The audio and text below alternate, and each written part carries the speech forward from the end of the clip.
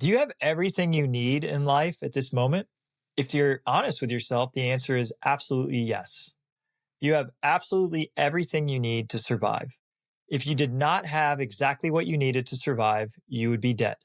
But you're alive and listening to this episode. So that's how I know you have everything you need. But is that how you become infinitely happy, having what you need? No. Happiness comes from wanting what you want. When you become a world-class wanter, according to Dan Sullivan, the head of Strategic Coach, one of the biggest coaching companies in the world, when you become a world-class wanter, you become abundantly happy. We're going to talk about how to become a wanter and get out of the scarce, competitive, kind of downer world of needing. And excited to help you become more happy as a wanter. Let's rock. Here's your host, Matt O'Neill.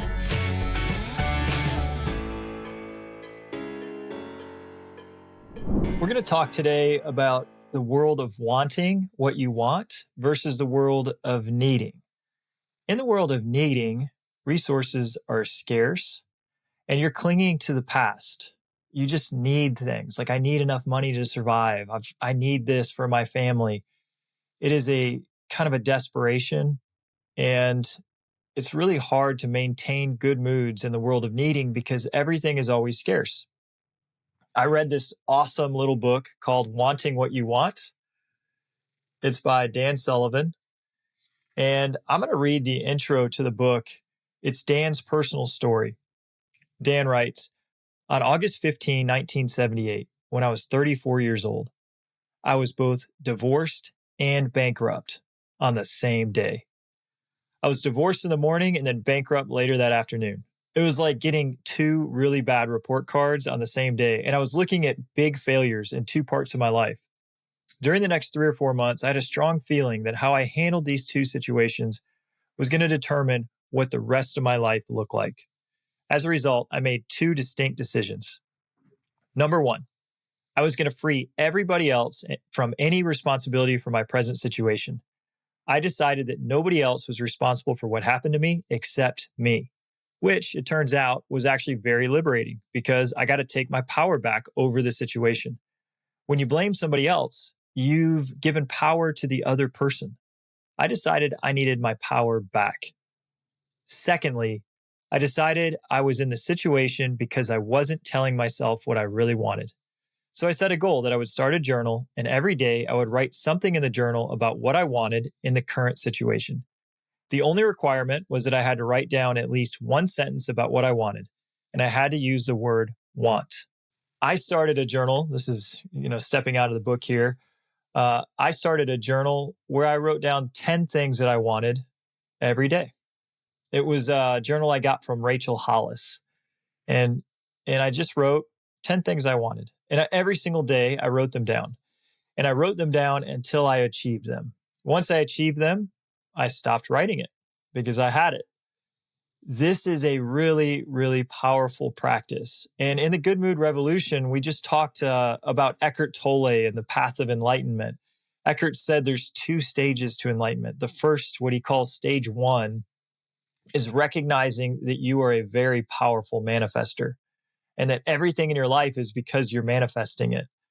And so in Dan's story, he had manifested a marriage that ended in divorce, and he had manifested a business problem that ended in bankruptcy. Both of those were his manifestations. What Dan explains, and what we're going to explain today in this episode, is how the idea that he was a needer, like he was needing things, led him into the situations he was in that failed, and then how shifting his mindset to a wanter, wanting things because he wanted them, gave him all the freedom of time, money, relationship, and that ended up giving him the life that he wanted. Okay, so we're going to get really, really good at wanting what we want. Going back into the book, the most successful individuals are those who are very skillful in wanting what they want. The less they justify what they want, the more liberated they become. Needing versus wanting. What distinguishes the top 1% of the world's entrepreneurs from the other 99%? The big thing Dan has noticed from coaching entrepreneurs for 40 years is a real dividing line between extremely successful entrepreneurs and those who peak after reaching a certain level of success. The dividing line seems to consist of two words: needing and wanting. They're the vast majority of entrepreneurs who are successful as they need to be. And then there's an elite group of entrepreneurs who grow and grow and grow with no apparent ceiling. The difference is that the one group is as successful as they need to be, and the other group is as successful as they want to be. When you're as successful as you need to be, there's a stopping point. When you satisfy your needs, you stop. It's unconscious, of course, so the entrepreneur won't even notice it's happening. But when you're as successful as you want to be, you just keep growing and expanding. This is because the moment you reach one level of wanting, there's another level just beyond that. Dan began to see this distinction make a huge difference between people who got to a certain level and stopped and other people who kept growing in their lives.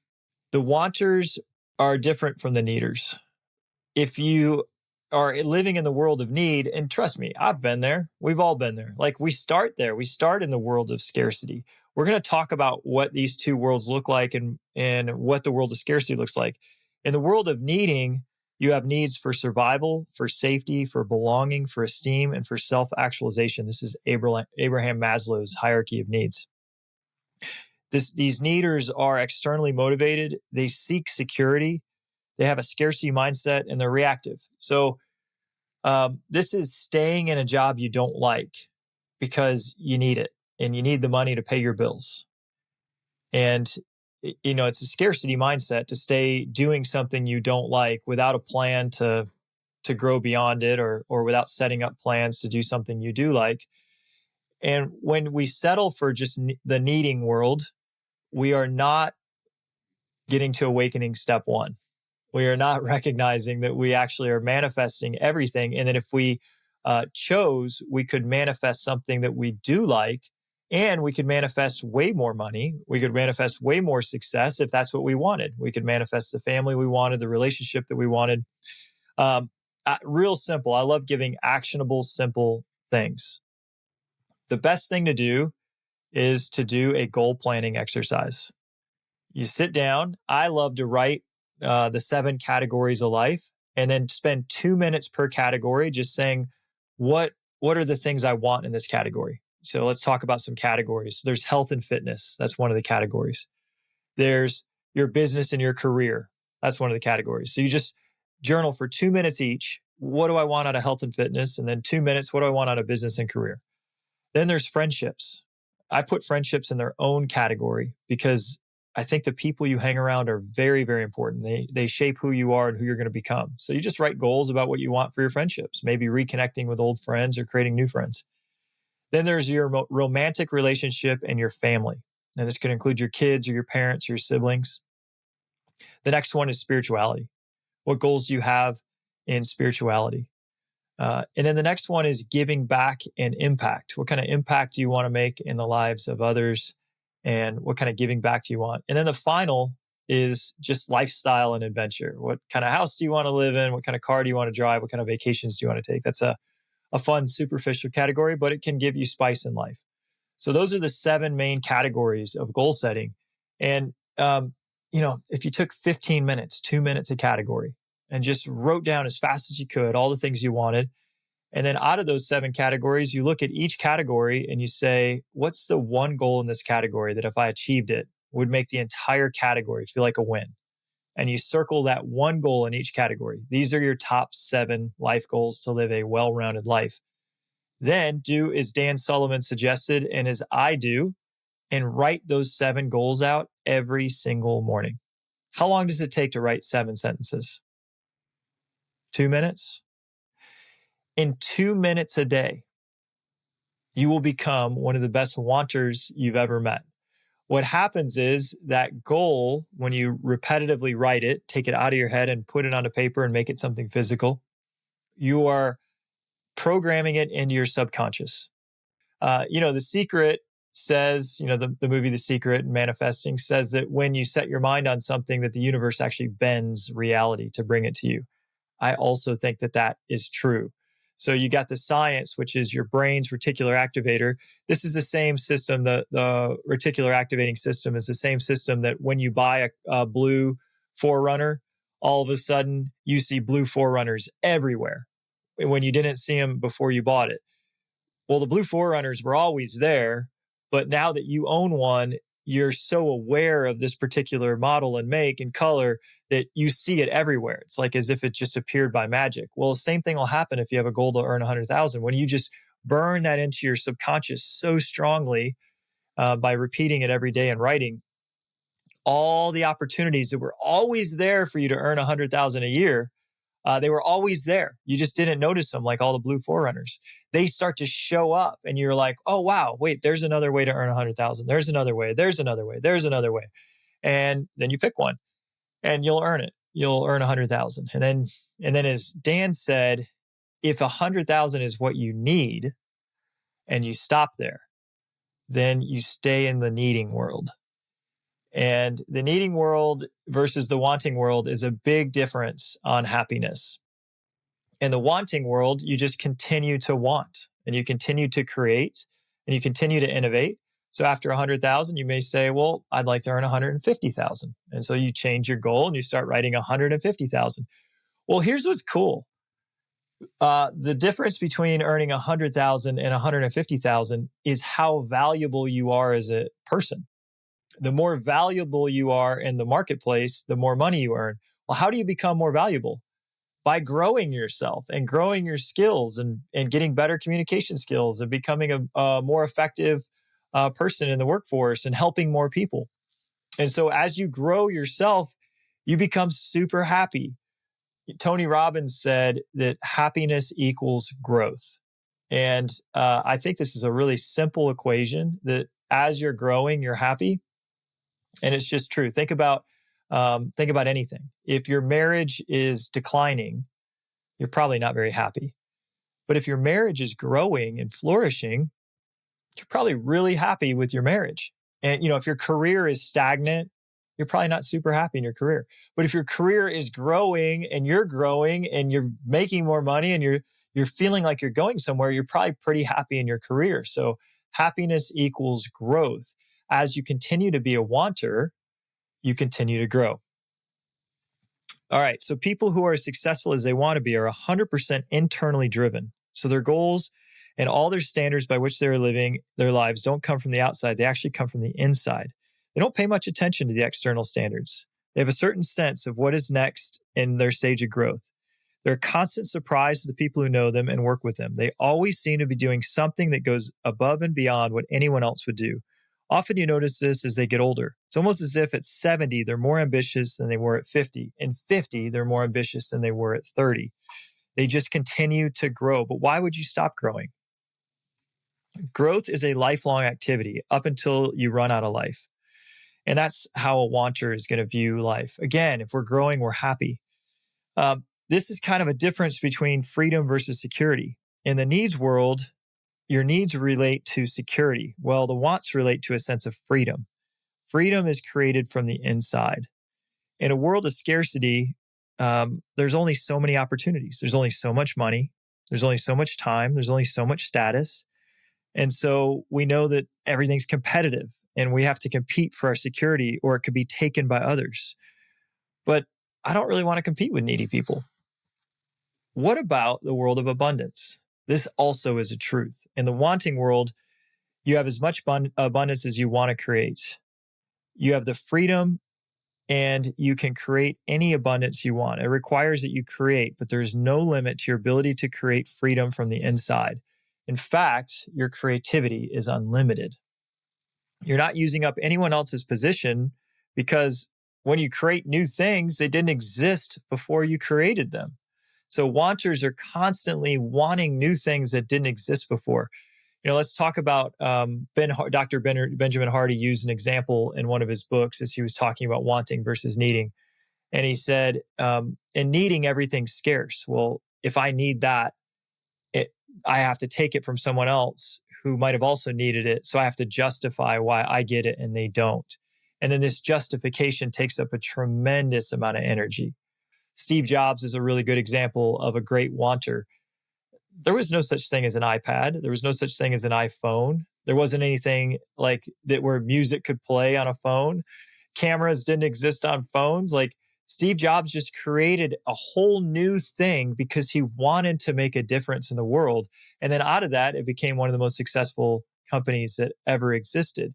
So wanters just create. Did Steve Jobs need any more money? Absolutely not. He was worth hundreds of millions before he came back to Apple. He just wanted to continue to grow. And that's what we're talking about here. All right, so people in the needing world are always playing defense. They're hoping that what they have will stay the same. Man, that sentence, I put a star next to it. It hit so hard for me. Last year, I was in the needing world. And, I've been a really good wanter. As I mentioned, I've written down these goals I want to create, and I've created so much. And, but I kind of got to the point where I had everything I need. And my wife, Katie, would actually say, Matt, how much do we need? And it started to like really sink in. I'm like, well, how much do I really need? Oh, well, I have everything I need. So then I started to go back into the world of needing, and some changes started to happen. Interest rates went up, and I was clinging to what used to be. Instead of creating something new, I was clinging to what I needed, which was the income that we had coming in. Well, that all got disrupted, and we started to lose a bunch of money. And I was just trying to cling to what we used to have, and it was a really like difficult time because I wasn't creating anything new, and I was just wishing things had stayed the same. And I shifted back into the world of want. I didn't have this book at that time, but I knew I needed to get back into like setting goals. I just knew. I just had to, I'm like, I feel like I'd be happy if I set goals again. So I signed up for a rapid transformation workshop with Dr. Benjamin Hardy last fall. And it was 90 days of goal setting, and it like massive goals. He wanted us to set goals that were 10 times bigger than anything we had done in the last year. And he wanted us to do it in 90 days, like 10 times bigger than anything we had done in a year in 90 days. And I did it. I set giant, massive goals for our property management company that we would grow 10x, and we would do it 90 days. And we did it. We grew 10x in 90 days. And it was just recalibrating this focus on big goals. Well, all of a sudden, wanting what I wanted, life started to become fun again. I was growing. I had to grow new capabilities to grow that fast in business. And then how you do one thing is how you do everything. So I was in a needing world before, needing everything to stay the same. Well, then I was needing my marriage to stay the same. I was needing to stay the same as a parent to my children. I was needing my health to just stay the same. I just kind of needed to maintain status quo. Well, that's not happiness. And once I got into this challenge and I was growing my business, I then said, well, I want to grow my health. And so I hired one of the best personal trainers on the planet, went to one of the best medical clinics ever, had my blood tests and all these cognitive tests done. They showed me how I could optimize my health. Well, man, I've put on 10 pounds of muscle since that moment. And, my wife says, you look better than you've ever looked. And I feel amazing. My energy is super high. Well, then I'm like, well, how do I be a better husband? Because, if I'm going to grow 10x in my health and 10x in my business, I should grow 10x as a husband. So I've started to set a bunch of ideas about how I can pamper and date my wife and court her. And our relationship is growing and I'm loving it. And I'm like, well, man, how can I be a 10 times better dad? Well, then I set an appointment to go see a cheerleading competition with my daughter, Harper. And she loved it so much. I'm like, why don't we get you into cheer? Well, now she's on a competitive cheer team. And this has all happened in the last 6 months. I could go on and on about the other changes I've made. But as soon as I got invigorated into being a wanter again, of wanting what I want, life became so much more fun. I became so much more happy. And I got out of this world of needing and scarcity. So in the world of needing, we're playing defense, and we don't want to play defense we think there's a scarcity of recognition, a scarcity of status, a scarcity of opportunity. The general perception from the vast majority of people is that there's just a scarcity of almost everything. That's why political systems exist, to prevent violence due to the competition over scarce resources, or what are perceived to be scarce resources. Competition itself can use up most of our energy. But if we want freedom from energy draining competition, we just get out of the needing world and get into the world of abundance. There's no more scarcity. There's no more competition. There's no more competing for capabilities, resources, and opportunities that you want. What this does is it frees everyone up from the energy draining competition over scarcity and the envy, disappointment, and feeling of failure that go along with it. Now you're entering a world where resources are being created all the time. All right, so if you're in the needing world, you absolutely have to justify what you need, because by definition, you're taking it from someone else. However, when we cross into the wanting world, we no longer have to ask for permission. We can just want what we want because we want it. When we stop justifying what we want and just say, I don't have a reason I want it, I just want it because I want it, then all this energy that used to go into justifying, like, well, yeah, I want that because then I'll give back to charity. Or I want that because then my kids can have a better future. Or I want that because I want to set up a trust one day. Or it's just drop it. All of the justification takes up so much energy.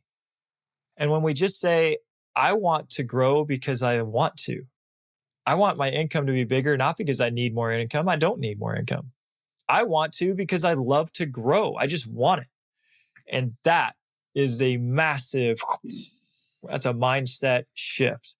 Once we start to just stop justifying what we want and just own it, like I want it because I want it, and we don't have to explain it to anyone. And if somebody is going to judge us because we have exactly what we want and they don't, that's on them. That's not on us. Well, you start to move more and more into the abundant world of wanting when you stop justifying what you want and just say, I want it and I'm going to create it. Now, we already heard Dan's story. He said he stopped blaming everybody for anything and started to take 100% responsibility for his life.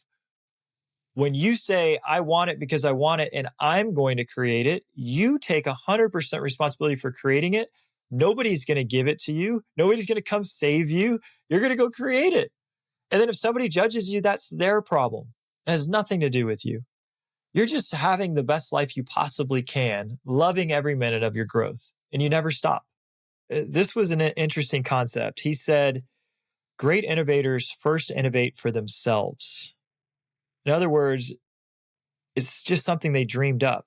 Wanting is not about solving problems. Wanting is about creating new capabilities. Great innovators are always creating great new capabilities because they first wanted the capabilities for themselves. This is not very satisfying to a lot of people who want to see their heroes as people who sacrifice themselves for others. But wanters don't sacrifice themselves for anything. It's not about sacrifice. It's about expansion. They're not giving up anything at all. They're actually just adding and multiplying. When people are operating out of need, they can't create anything new. They can only react and compete with the existing situation of scarcity.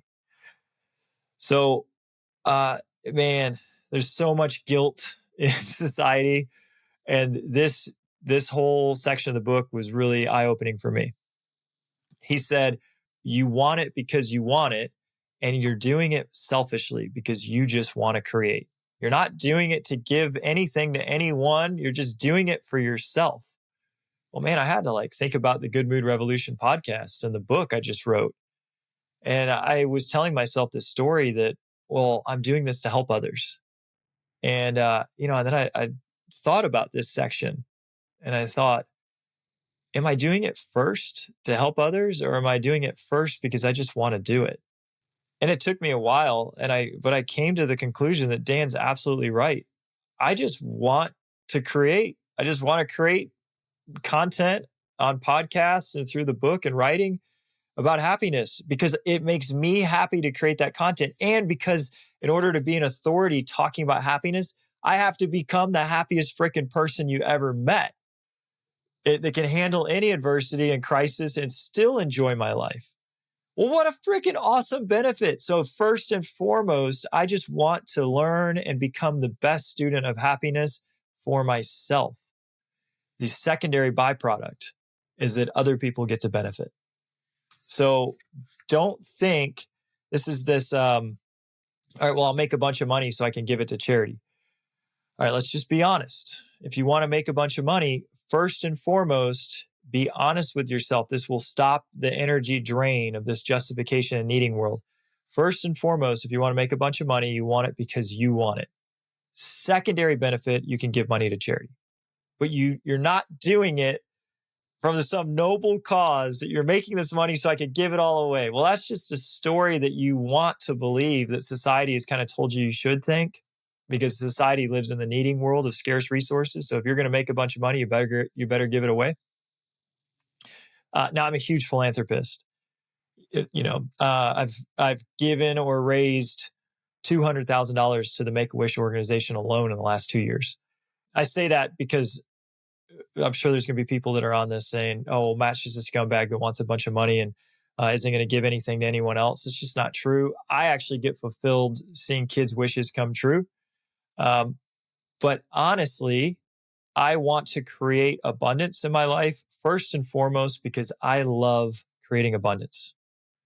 For me, I just love to create and grow, and I have to grow into somebody with more capabilities to create more abundance. And then secondarily, when I have abundance, I love to give it away. Absolutely love it. It's so much fun. I love going to charity auctions and granting wishes and going to charity auctions and buying bikes for children. And it's just fun. It's fun to make other people's dreams come true. But that's not the first reason. So Dan says there are 3 fundamental rules and 4 freedoms for wanters. Those who are wanters increasingly understand the extra bonus they receive from focusing on freedom. So we want what we want first and foremost for our own freedom. We know that there are 3 fundamental rules for continually expanding our freedom. 1, what you want is always more freedom. 2, you want these freedoms because you want them. 3, there's no justification required for wanting them. So what are the 4 freedoms? Well, in the world of wanting, we only want freedom. It's really what we want. If you want money, well, why do you want money? If you boil it down, you say, well, I want money so that I can go on nice vacations. Well, why do you want that? Well, because I just want to go see places. Well, what is this? Well, this is the freedom to choose what you want. So wanters always just want more freedom. And there are 4 fundamental freedoms. The first freedom is freedom of time. The first freedom refers to being able to arrange your time the way you want, both in your work and in your personal life. We have an ability as human beings to actually expand both the quantity and quality of time in every area of daily life. Expanding your freedom of time is the starting point for expanding the other 3 freedoms. As a wanter, the first thing you want is freedom of time. That is to do what you want to do when you want to do it. And if you're working for someone else at this point, great. I've certainly have jobs where I've worked for somebody else. I still have jobs I work for somebody else now. We got a lot of clients at Matt O'Neill Real Estate Company. And if I take on some coaching clients, there'll be scheduled time for me to talk with them about how to become happy. And so, there will be time that I'm delivering to other people. But what we really want is a freedom of time to say, I want to use my time the way I want to use it, not to sit on the couch, not to play golf. That's not growing. We talked about happiness as growth. It's, I want to use my time how I want to use it because I want to keep growing to my greatest capacity. And I want to keep creating and innovating, and growth is never ending. And so if I have ownership over my time, I can use my time in the ways that I know are going to work best. The second freedom is the freedom of money. This means not having an upper limit on how much money you can earn, save, and invest. You can use the greater freedom of money to purchase still greater time. So how do you purchase time? Well, I used to cut my own grass. And then I used my freedom of money to pay somebody to cut my grass. Well, now I just bought time. I don't have to cut my grass. I used to clean my house, and then I paid somebody to clean my house. Well, I bought back a few hours there. So you can continue to buy back time over and over and over. And this is how time can become expansive as you expand your freedom of money. The next freedom is freedom of relationship. Relationship from the moment we were born until we die is a constant feature in everybody's life. It's our human environment. Everything that we do and achieve occurs within our own unique world of relationships. This third freedom means you get to relate on a daily basis at work and outside of work with those you truly want to have in your life. When you have freedom of time and money, you can increase both the quality and quantity of the relationships that are directly supportive of your personal purpose. If I have freedom of time, meaning I can do what I want, and freedom of money, then I also want this freedom of hanging out with who I want to hang out with. As an entrepreneur, the company, everybody who works in the company is there because I choose for them to be. If somebody doesn't act in a way that I like them to act, meaning they're unkind or they lack without integrity, those are our first two core values, kindness and integrity, I get to choose to say, you don't get to work here. Now, if I was an unfair, ruthless, evil person, then other people I did want to work with would leave because they would see I was acting unfairly. But because I'm actually coming from a place of integrity and kindness, when I ask somebody that is not integrous or unkind to leave the company, all the kind and integrous people rejoice. We were awarded the number one company to work for out of 470,000 companies in the state of South Carolina. And it's because I use this freedom of relationship to create harmonious relationships in my work life. Well, then in my home life too. I mean, look, think about yourself. And maybe you don't own your own company and you can't choose the people you get to work with, but you can't choose where you work. So if your boss is mean, work somewhere else. Like you can manifest a really kind boss. They exist. I know they do. In your family, there's probably family members that are unkind or unintegrous. You don't have to give them all your energy. It's out of guilt and obligation that we sometimes keep these relationships going, but you don't have to live out of guilt and obligation. If you don't want non-integrous, unkind people in your life, they don't have to be there. You can want to have high integrous, high harmonious people in your life. And then the people who aren't that, you just don't reach out to that often. I'm not saying to turn your back on family members. I'm just saying limit the amount of time you expose yourself to people that aren't what you want in your relationship. The fourth freedom is the freedom of purpose. This is where you can focus all of your activities on your own purposes rather than other people's. You create your own goals and vision of how you want things to be. All four of the freedoms expand and multiply one another. A universe of integrated freedom surrounds, supports, and propels the forward progress of everyone who chooses wanting over needing. Eckhart Tolle talked and he said, hey, this is stage one of awakening. Stage two is experiencing a oneness with all of life. Now, I have not had this great awakening of enlightenment of stage two. I haven't even had a glimpse of like feeling myself as every other person and every other thing in the universe. People do. That's why I went to see Eckhart, was to like see someone who's had that awakening and then experience what being in their presence is like. So what will happen, Eckhart said, is you will want what you want and you'll manifest it. Like for me, I manifested a company with 100 employees at one point. And that's what I wanted. I wanted to run a really big company. And then it ended up being like all these problems and all this stress and all this pressure.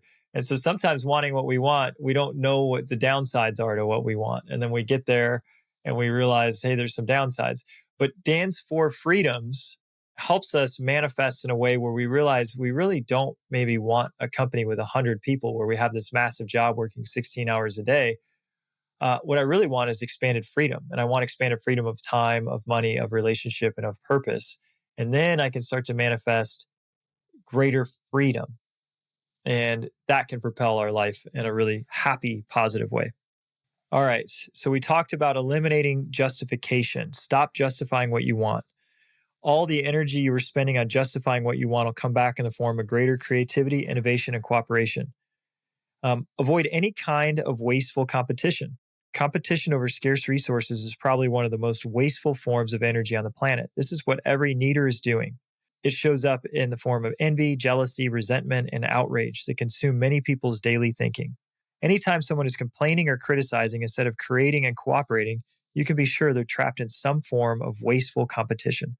Instead of just focusing on their own purpose of expanding their freedoms, people use up all their energy and become totally reactive. Virtually all the negative emotions we have are tied up with competing in the needing world. The joy of focusing on your own purposes. Needing people are continually depriving themselves of energy because they're minding everyone else's business while neglecting their own. Instead of taking responsibility for their own progress and well being, they have an expectation that other people should be doing this for them. And of course, when others fail to take care of their needs, they lose their energy. Well, what's the answer? Start minding your own business. This means focusing on what you really want, which also means that you free up everyone else in the world from the responsibility of satisfying your needs. There's a joy that comes from this because you let go of the unrealistic expectation about what others should be doing for you. When you free others up, you immediately experience your own energizing freedom to create whatever you want. You immediately get back all the energy that was previously being devoted to minding other people's business. So you just stop justifying, you stop competing, and you focus on your own purposes. And then you get all these rewards, like all this extra energy, all this creativity, all this freedom. You get all these connections. You get all this confidence. And he said, when you live in the world of want, you're like a child playing.